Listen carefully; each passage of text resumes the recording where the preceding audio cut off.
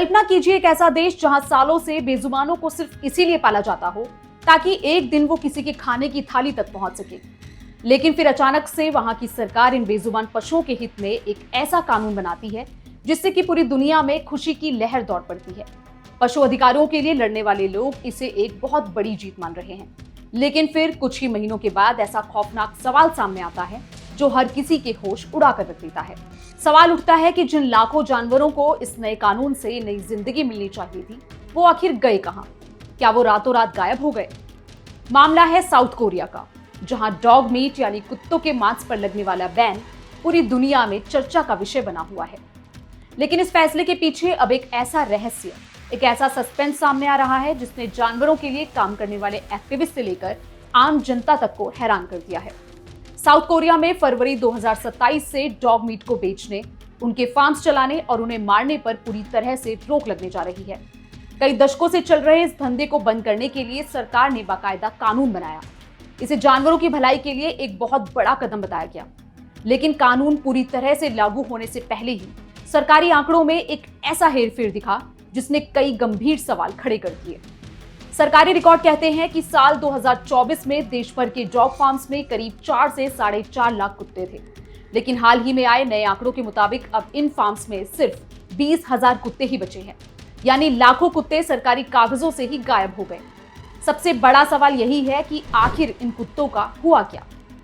क्या उन्हें कहीं और शिफ्ट किया गया? क्या लोगों ने उन्हें गोद ले लिया या फिर उनके लिए नए शेल्टर होम्स बनाए गए? लेकिन अगर ऐसा कुछ हुआ भी होता तो उनका कोई ना कोई लिखित रिकॉर्ड तो जरूर होता। चौंकाने वाली बात है कि जिम्मेदार अधिकारियों के पास इस बात का कोई साफ जवाब है ही नहीं कि फार्म से हटाए गए लाखों कुत्ते आखिर गए कहां।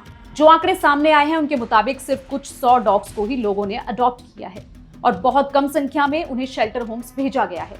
यानी बचाने और संभालने का जो सरकारी आंकड़ा है वो गायब हुए लाखों कुत्तों की गिनती के आसपास भी नहीं ठहरता। और यहीं से शक गहराने लगता है।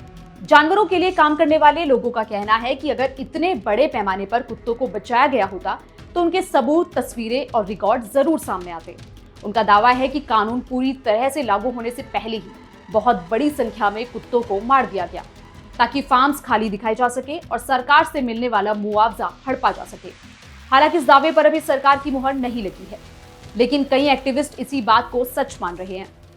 दरअसल साउथ कोरिया में घरों में पाले जाने वाले कुत्तों और मीट इंडस्ट्री के कुत्तों के बीच बहुत बड़ा फर्क है। शहरों में लोग छोटे नस्ल के कुत्तों को भी फैमिली मेंबर की तरह रखते हैं, जबकि मीट इंडस्ट्री में बड़े साइज के कुत्ते पाले जाते थे। ऐसे बड़े कुत्तों को गोद लेने वाले लोग बहुत कम हैं। यही वजह है कि जानकार मानते हैं इतने सारे कुत्तों को एक साथ नई जगह बसाना बिल्कुल भी आसान नहीं था। इसी बीच सरकार फार्म मालिकों को अपना धंधा बंद करने के लिए आर्थिक मदद यानी मुआवजा भी दे रही है।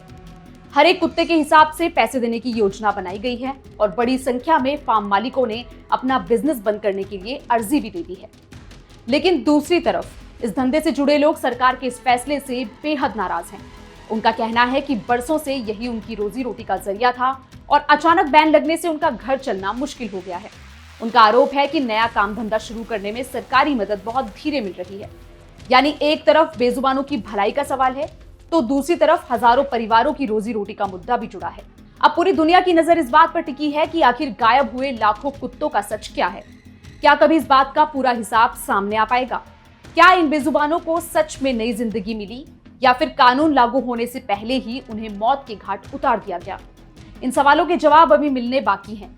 लेकिन इतना जरूर है कि डॉग मीट बैन की एक कहानी अब सिर्फ एक कानून तक सीमित नहीं रही, बल्कि ये सरकार की जवाबदेही और ईमानदारी पर एक बहुत बड़ा सवाल बन चुकी है। फिलहाल जांच जारी है और बहस भी। जैसे जैसे नए तथ्य सामने आएंगे, तस्वीरें और साफ होती रहेंगी।